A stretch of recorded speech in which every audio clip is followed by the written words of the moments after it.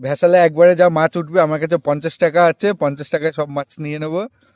যদি কম উঠলেও 50, বেশি উঠলেও 50। কি মনে হচ্ছে, মাছ পাবো? তো দাদা তো বলছে মাছ পাওয়া যাবে, দেখি ওয়েট করি। তো ভেসাল এখন তুলছে, দেখি কি মাছ আছে, 50 টাকায় কি পাওয়া যায়। জল কিন্তু এখনো পর্যন্ত আমাদের এই দিকে হয়নি খুব একটা।